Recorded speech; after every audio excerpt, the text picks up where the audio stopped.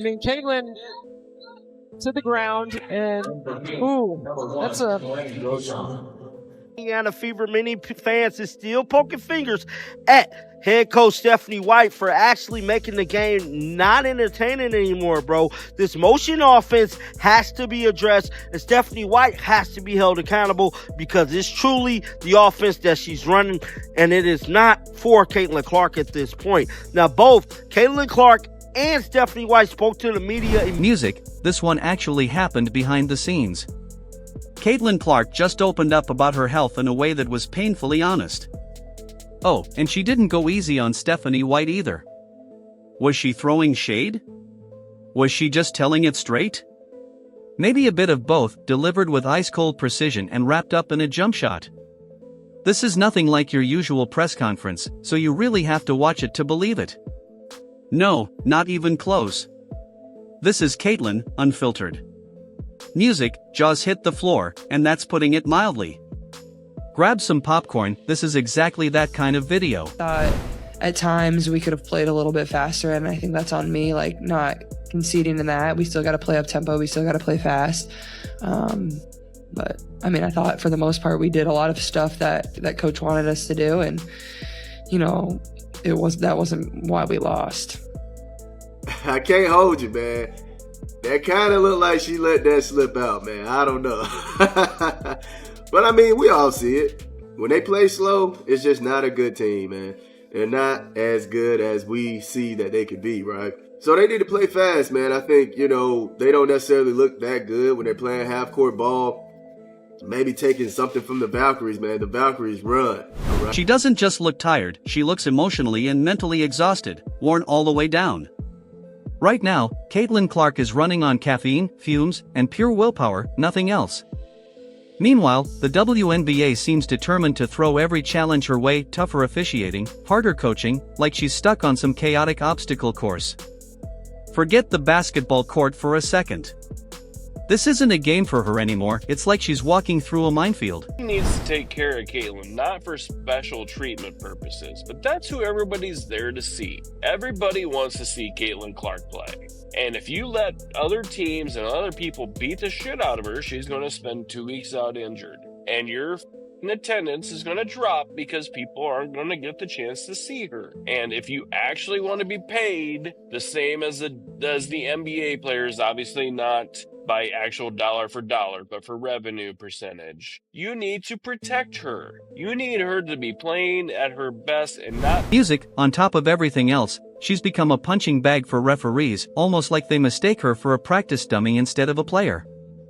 And this is happening to someone who's supposed to be the league's symbol of growth, hope, and packed arenas.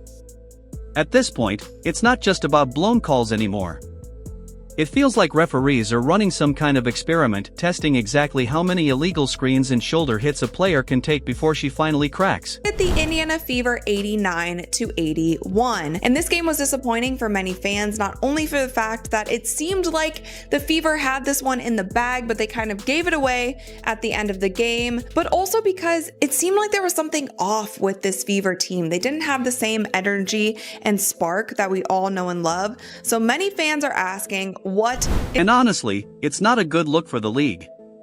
At this point, the referee's whistles only seem to go off when she's the one involved, like they've turned into instruments that play on command. The rulebook suddenly feels less like an actual rulebook and more like a random, anything-goes story that changes depending on who's playing. If someone so much as sneezes near her, it's a foul. But if she so much as breathes near someone else... The solution to the Indiana Fever's problems. Hear me out, hear me out, hear me out. This is what we got to do. We got to put Caitlin Clark off ball. We need to run a motion offense. So when the defense takes away what Caitlin Clark does best, we have other players that can still perform. So when she does have bad games, we're not completely dead in the water. I think that is the best way to move forward with this Indiana. When it comes to physicality, this isn't just rough play, it's flat out suspicious. There's contact happening that looks more like a mugging than basketball. At this point, you have to wonder if defenders are hiding something under those wristbands. So how does the league respond? Silence or worse, a vague, feel-good Instagram post pretending everything's fine while their biggest star gets knocked around on the court. And don't even bring up Indiana. Calling it stressful doesn't even cover it. There's a heaviness in the air, a tension you can feel. The locker room atmosphere feels less like a team and more like a support group sponsored by sports drinks and shattered hopes. Caitlyn reportedly felt like she joined a team built entirely out of flimsy furniture, unstable, fragile, and nearly impossible to put together properly. You'd expect a team to roll out the red carpet for a player this talented. Instead, they handed her a leaky faucet and a paper towel and told her to deal with it. While her teammates seem to be playing checkers, she's out there trying to play full-on chess. The offense doesn't really exist. The defense is just as missing. And somehow, Stephanie White is on the sidelines sketching out plays like she's playing Pictionary with invisible ink. No one can actually see what she's drawing. There's energy, sure, but no direction. No real system in place.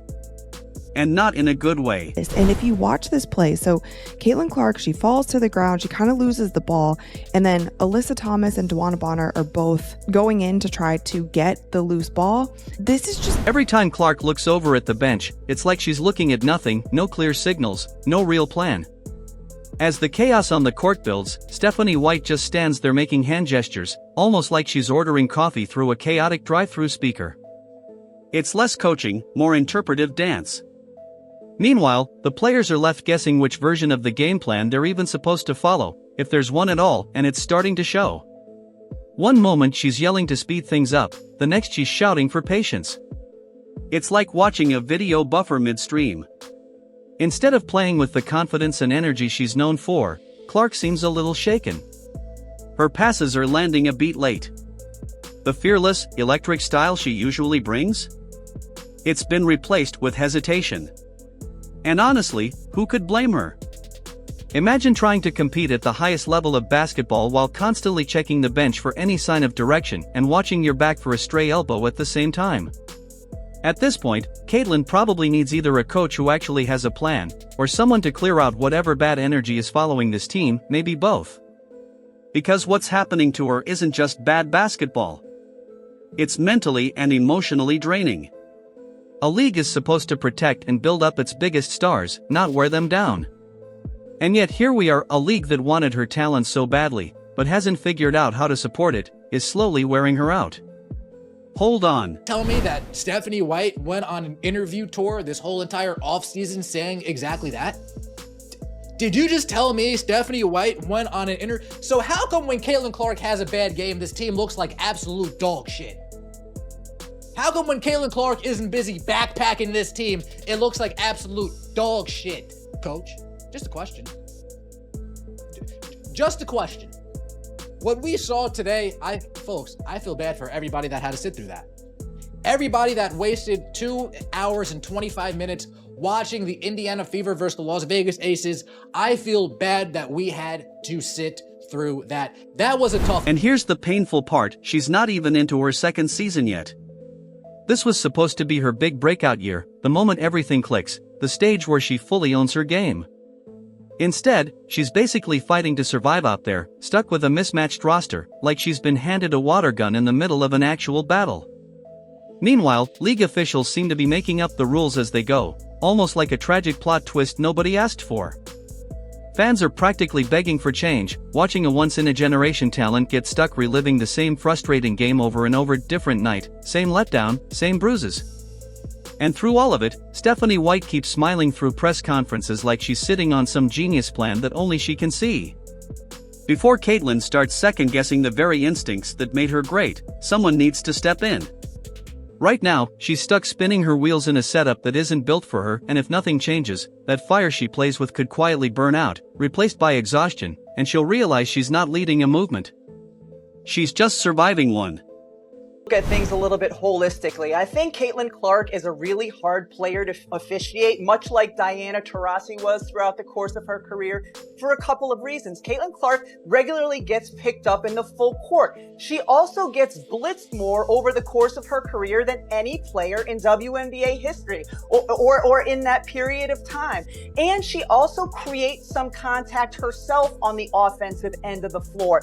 She is very difficult to officiate because of all of the contact that's happening around her. The longer she stays caught up in this emotional roller coaster, the harder it'll be to bounce back from it.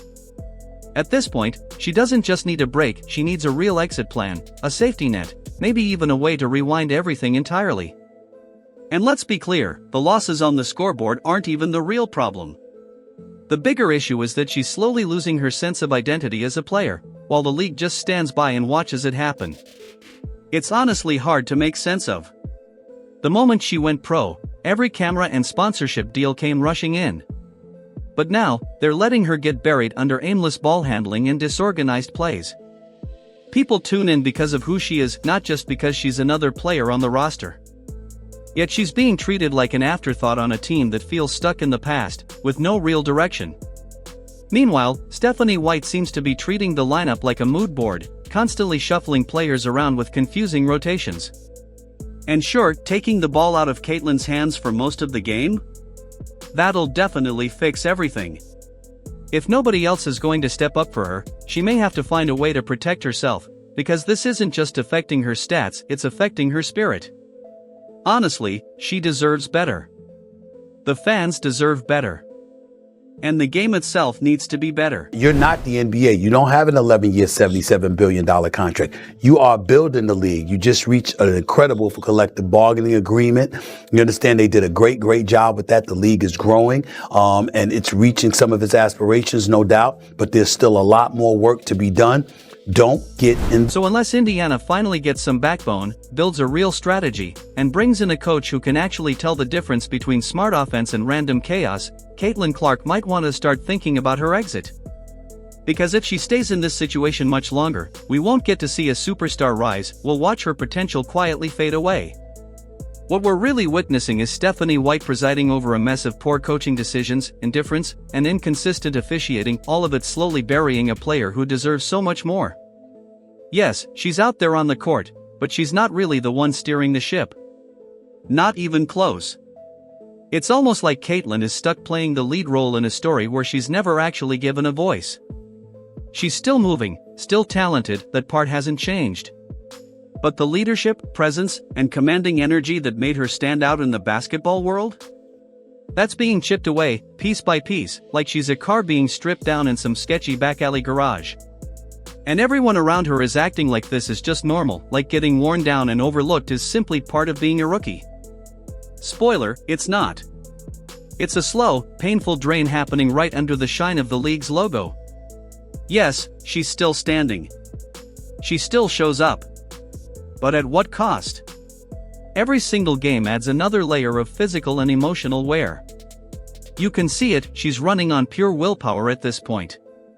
Her body language is tighter, her smile doesn't quite reach her eyes anymore, and that spark is dimming under the weight of everything piling up. And here's the most frustrating part, this isn't accidental. It's happening gradually, and it's happening because no one is stepping in to stop it. And let's be honest, this isn't just one team's problem. It's bigger than that. It feels like the whole league is treating rough, excessive contact toward her as just the culture, while opposing players seem to be targeting her with more intensity than just normal competitive play. And then there's the situation with Jenna's comments, because apparently, things needed to get even more frustrating. Someone who could have offered real support or mentorship instead chose to publicly criticize her, with no real context, in a way that felt more like an unnecessary jab than constructive feedback aimed at a 22-year-old who's already dealing with more pressure than almost anyone in sports right now. It wasn't thoughtful criticism. It came across as a personal dig, and it stings even more coming from someone who should understand the situation better. That wasn't coaching insight. It felt like an unnecessary blow, loud and pointless, that didn't clarify anything, it just added more noise to an already messy situation. That team that runs you off the floor, that hustles, I felt like they were the deepest team. Like, looking at the roster, man, they actually have some players that could run the floor. And I'm just like, dang, bro, it's really crazy to see that they're not really trying to run the floor like I would expect them to. And also using Michaela Timpson. Like, that is some young pair of legs, man. You should be using Michaela Timpson to help you run the floor, play lockdown defense, hustle defense, winning the 50-50 balls. What we're seeing here is basically professional jealousy turning into something far more aggressive. So let's talk about how other players are treating her. They're not just competing with her, they almost seem determined to wear her down, with pushing, elbowing, and constant trash talk, like she's become an outlet for every grudge the league has been holding onto. The cheap shots aren't subtle anymore. They feel almost coordinated, and somehow this is the kind of behavior being allowed to continue, with nobody stepping in to stop it. Meanwhile, while she's getting worn down, the focus seems to stay on ratings and attention instead of protecting her. It's become a toxic cycle, one that keeps undermining everything she brings to the game: leadership, skill, grace, and consistency, while rewarding chaos instead. It's almost like they don't want her to thrive. They want her to just barely survive, to shrink herself, hold back, and start questioning her own game. And that has nothing to do with fair competition. It's about control. Watching this play out isn't just frustrating, it genuinely feels wrong, like watching something special get chipped away in real time while everyone just watches it happen. And if that sounds dramatic, just think about it: how is the league's biggest draw also the player getting targeted the most? That's not a coincidence. It feels intentional. There's no player that's going to be that depressed about a loss. The emotion that she's having right now, that's emotion that you have when you lose a championship. But they didn't lose a championship. So it's only one other thing. It's the coach. I knew something was up, y'all. I played basketball all my life. I played point guard. There was something off about Miss Caitlin when I was watching that Aces game. And I couldn't put my finger on it. It just seemed like Miss Caitlin, she was definitely unmotivated. She looked defeated the whole game. She didn't look like she was having fun. And that is always because of We're talking about someone who inspired an entirely new generation of fans, sold out arenas, drew in millions of viewers, and turned casual onlookers into devoted fans. And instead of protecting her, the WNBA basically let resentment toward her run unchecked. Because apparently, the way to thank someone for helping save the league is to let her get publicly worn down on a regular basis. And yet, despite the frustration and the bruises, both physical and emotional, she keeps showing up. She keeps lacing up her shoes and pushing through a league that, at times, feels more like a chaotic reality show than an actual sport. The real damage isn't just physical. It's the emotional toll. Even though the rough play alone is bad enough, she's also dealing with constant unpredictability, like she's performing on a stage where the people behind the scenes don't seem to have her back, all while expectations and rules keep shifting under her. On top of that, she's expected to be the face of the league, the role model, the brand ambassador, even while she's the one getting knocked around the most. This isn't player development. This is a public sacrifice. And you can see it now in her expression. No amount of rest fixes that kind of deep exhaustion, the quiet frustration of someone who's realizing that doing everything right doesn't matter much when the system itself seems built to work against her. No athlete or any ball player is not having fun on the field because this is the game they love. They've been loving this since they was a kid. Because the only reason a player is not having a good time playing the game that they love is because the coach is trying to put shackles on them, trying to control them too much. With a player like Caitlin, you gotta let them loose. This is something that Steve Kerr had to realize when he was dealing with Steph. Steph was shooting all them logo threes. He was shooting all the shots early in the shot clock. Steve Kerr would shake his head and be like, oh, what are you doing? But after a while, he had to let this player do his thing. Bro, that was the first time I ever seen Caitlin Clark walk the ball down the court. And you know what? I don't think Stephanie White is like a fan of Caitlin's demon time and, you know, her getting all riled up and pumping up the crowd. I don't think she's a fan of that shit. Some coaches, like, they don't like that shit. For example, when Allen Iverson came into the league, him and Larry Brown did not get along because Larry Brown used to tell him to tone it down and not be himself and stuff like that. But I think that's what's going on with this team right now. Because when I was watching that game, man, it just did not feel right. Like, she just looked like she was just so sad about playing. It felt like she was being forced. This isn't the story Caitlin Clark signed up for. She committed to playing professional basketball and helping grow the sport. Instead, she's found herself in the middle of a league-wide identity crisis, treated like both a target and a scapegoat in the process.